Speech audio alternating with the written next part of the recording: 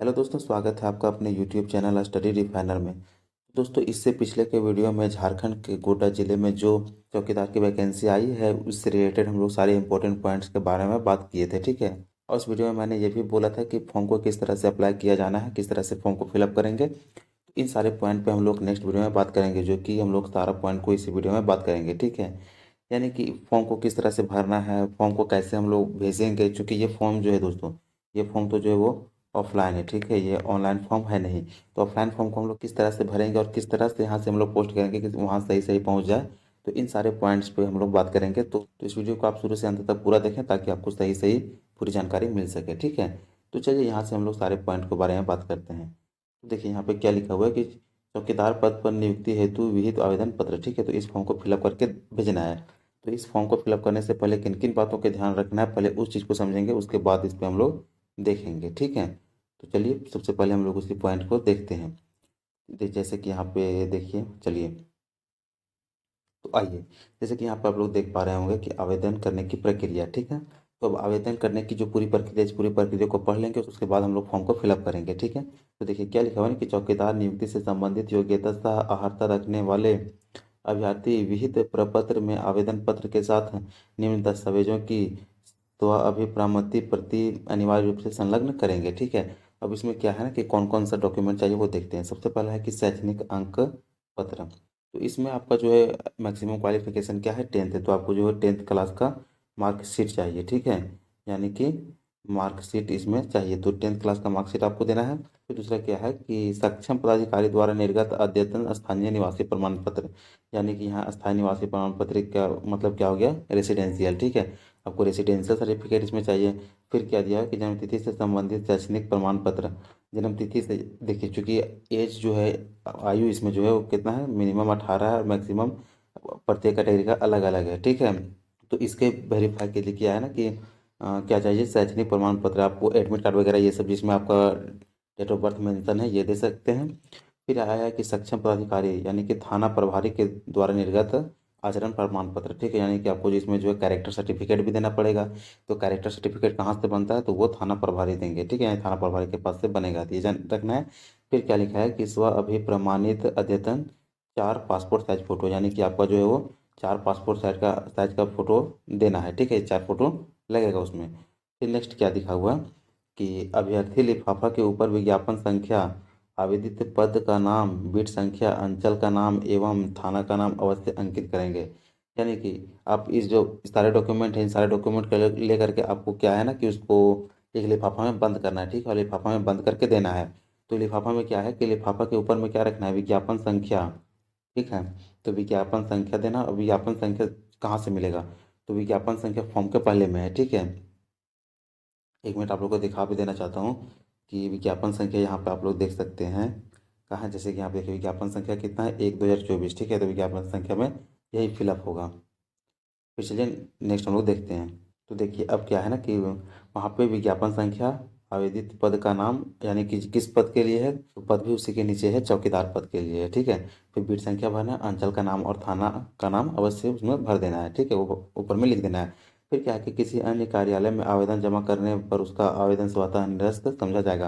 यानी कि आपका आवेदन जो है, आप फॉर्म को जो है वो किसी दूसरे कार्यालय में नहीं जमा करेंगे, आपको केवल केवल जो है वो लिफाफा में पैक करके ही देना है। ठीक है, और वो जो है पोस्ट से भेजना है। देखिए जो नेक्स्ट में लिखा हुआ है कि आवेदन को बंद लिफाफे में निबंधित डाक या स्पीड पोस्ट से भेजा जा सकता है। ठीक है, यानी कि आप जो कार्यालय है, ठीक है, आप गोटा में वहाँ डीसी कार्यालय के पास वहाँ पर जमा कर सकते हैं, या तो फिर लिफाफे में आप जो है वो पोस्ट कर सकते हैं। ठीक है, उसके बाद फिर नेक्स्ट पॉइंट आता है कि अन्य विवरणी जिला के अधिकृत वेबसाइट goda.nic.in पर देखा जा सकता है एवं प्रपत्र आवेदन पत्र फॉर्म को डाउनलोड किया जा सकता है। देखिए जिस फॉर्म को अभी हम लोग फिलअप करना सीखेंगे, उस फॉर्म को क्या कि goda.nic.in पर से डाउनलोड कर सकते हैं। ठीक है, वहाँ से डाउनलोड करके आपको फॉर्म को फिलअप करके भेजना है। और परीक्षा शुल्क क्या है, निःशुल्क है। आपको कहीं भी किसी भी एक प्रकार का पैसा नहीं देना है। फॉर्म जो है बिल्कुल फ्री है। ठीक है, फॉर्म में पैसा नहीं लगने वाला है। फिर नेक्स्ट है परीक्षा की तिथि दैनिक स्थानीय समाचार पत्रों के माध्यम से अलग से प्रकाशित की जाएगी।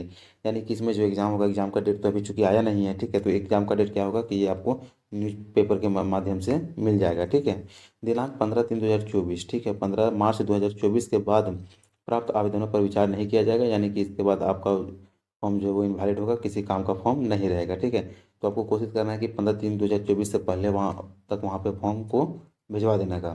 फिर क्या लिखा है कि आवेदन निम्न पते पर भेजना सुनिश्चित करेंगे। अब फॉर्म को चूंकि हम लोग भेजेंगे कहाँ, अब चूंकि फॉर्म को भेजना भी है, ठीक है, तो फॉर्म को देखिए, ये जो एड्रेस है इस पे फॉर्म को भेजना है, ठीक है। ये जो आपको एड्रेस साफ साफ दिख रहा है कि उपायुक्त गोड्डा, जिला सामान्य शाखा समाहरणालय गोड्डा, पिन 814133, इस एड्रेस पे जो है आपको भेजना है, ठीक है। यदि आप गलत एड्रेस पे भेजते हैं तो फिर आपका फॉर्म वहाँ पे जाएगा ही नहीं और आप इस फॉर्म से वंचित रह जाएंगे, ठीक है। तो ये चीज़ आपको सही सही जानकारी ले लेना है, लिफाफा में जो सही सही जानकारी डाल के भेजना है, ठीक। तो देख सकते हैं, ठीक है, कि आपको यहीं पे भेजना है, उपायुक्त गोड्डा, जिला सामान्य शाखा समाहरणालय गोड्डा, ठीक है, इसी एड्रेस पे भेजना है। तो यहाँ तक हम लोग पॉइंट के बारे में बात कर लिए, आपको कौन कौन से डॉक्यूमेंट्स लगेंगे, क्या क्या आपको लोगों को फिलअप करना है।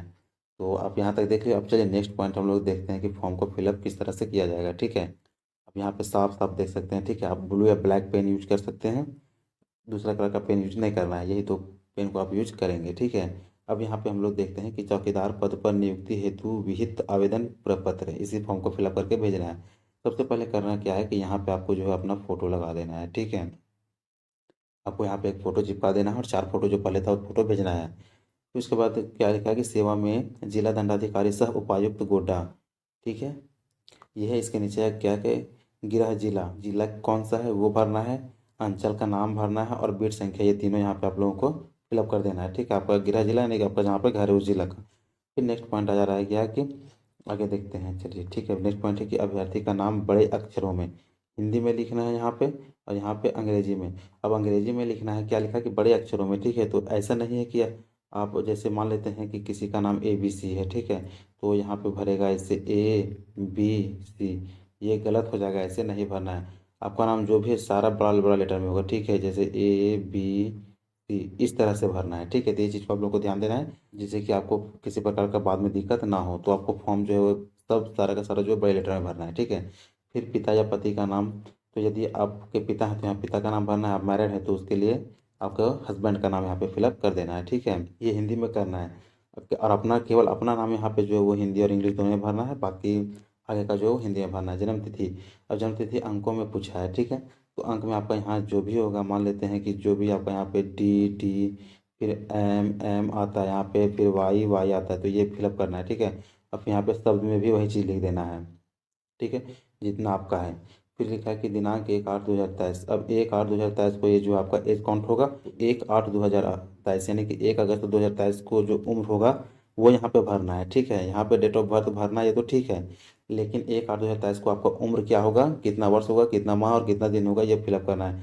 तो वर्ष यहाँ पे भर देंगे, ठीक है, यहाँ पे इतना माह और इतना दिन भर देंगे, ठीक है, ये भर देना है। नेक्स्ट आता है कि आवेदक का जनजातीय या क्षेत्रीय भाषा, आपका कौन सा क्षेत्रीय भाषा है, क्षेत्रीय भाषा आपको फिलअप कर देना, आपका जो भी होगा क्षेत्रीय भाषा यहाँ पे लिख देना है, ठीक है। फिर नेक्स्ट आता है अभ्यर्थी का अस्थायी पता। अब आपका जो है वो परमानेंट एड्रेस क्या है, तो परमानेंट आपका जो ग्राम होगा वो भरेंगे, यहाँ पे पोस्ट भरेंगे, अंचल का नाम भरेंगे, यहाँ मोबाइल नंबर, फिर यहाँ क्या है पंचायत का नाम भरेंगे, इसी तरह यहाँ थाना का नाम, यहाँ जिला का नाम और ईमेल आईडी। ईमेल आईडी आपको ये कंपलसरी नहीं, यदि हो तो है तो आप भर सकते हैं, आपका इच्छा अनुसार है, आपका मतलब है आप भर सकते हैं, नहीं है मतलब तो आप उसको छोड़ सकते हैं, कोई दिक्कत इसमें नहीं है, ठीक है। फिर चलिए नेक्स्ट आगे यहाँ पे देखते हैं, लिखा है क्या है पत्राचार का पता, यानी कि पत्राचार का आपका जो भी पता होगा आप यहाँ पे फिलअप कर देंगे। तो कई लोगों को पत्राचार ये नहीं समझ में आया होगा, जो कि हिंदी में है, ठीक है, तो इसका इंग्लिश होता है कोरेस्पोंडेंस एड्रेस, ठीक है। इस एड्रेस को आप यहाँ पे फिलअप कर देंगे। फिर आवेदित पद का नाम क्या है, चौकीदार है, चौकीदार के लिए फॉर्म फिलअप हो रहा है। अब नेक्स्ट पॉइंट आता है 8 में, क्या है कि शरीर पर 2 चिन्ह का निशान, तो 2 आप किसी भी चिन्ह का निशान कर सकते हैं, ठीक है। यदि आपके हाथ पैर कहीं भी शरीर में कोई सा भी, आप कहीं कटा छटा का निशान हो, तिल हो, ये सब हो, तो आप यहाँ पे 2 मार्क्स को फिलअप कर देंगे, ठीक है। एक यहाँ पे डालेंगे, दूसरा यहाँ पे। फिर नेक्स्ट क्या है शैक्षणिक योग्यता। अब शैक्षणिक योग्यता में मांगा आपका परीक्षा, तो परीक्षा में क्या है मैट्रिक है, तो ये चूंकि मैट्रिक लेवल का ही है, ठीक है, तो मैट्रिक तो इसमें कंपलसरी मैट्रिक आपको भरना ही है। मैट्रिक आप किससे दिए हैं, बोर्ड आपका क्या था, उत्तीर्णता का आप किस वर्ष पास किए हैं, आप कितना मार्क्स लाए हैं, और परसेंटेज भर देना यहाँ पे, ठीक है। फिर हम क्या बोलते थे कि यदि मैट्रिक से आप आगे भी पढ़ें तो कोई दिक्कत नहीं है, आपका जो आप लास्ट जहाँ तक पढ़ें, जैसे आप यदि इंटर किए हैं तो इंटर फिलअप करेंगे, आप ग्रेजुएशन किए हैं और उसके बाद PG किए हैं तो आप जो लास्ट है वहाँ वहाँ तक आप भर देंगे, ठीक है, एनए में डाल देंगे, और वो कहाँ से किए हैं ये फिलअप कर देंगे, उसमें कब आप पास किए हैं, कितना मार्क्स आया था और परसेंटेज क्या रहा है, ठीक है, ये फिलअप कर देना है। फिर नेक्स्ट यहाँ पे है कि अभ्यर्थी की जाति का श्रेणी, ठीक है, आप कौन से कैटेगरी से फॉर्म को फिलअप किए हैं, क्या आप अनारक्षित हैं यानी कि जनरल से हैं, पिछड़ा वर्ग हैं, अत्यंत पिछड़ा वर्ग हैं, अनुसूचित जाति हैं, अनुसूचित जनजाति है, ठीक है। तो यदि इसमें से आप जिससे हैं उसमें आपको टिक कर देना है, ठीक है। फिर क्या आवासीय प्रमाण पत्र संख्या, आपका रेसिडेंशियल में चूंकि देखिए एक नंबर होता है, ठीक है। तो रेसिडेंशियल में जो नंबर होता है उस नंबर को यहाँ पे फिलअप करना है, और आपका निर्गत तिथि यानी कि इशू डेट, यानी आपका जो है वो आवासीय कब बना है, जिस दिन बना है उसी दिन का यहाँ पे डेट डलेगा, और यहाँ पे आवासीय नंबर भर देंगे, ठीक है। उसी प्रकार यहाँ पे सेम है, जाति प्रमाण पत्र का यहाँ पे संख्या भर देना, यहाँ पे डेट, और आचरण प्रमाण पत्र जो कि क्या था, थाना प्रभारी से बन रहा है, कैरेक्टर सर्टिफिकेट उसका क्या है कि उसका भी यहाँ पे संख्या भर देंगे, और यहाँ पे डेट भर देंगे, ठीक है।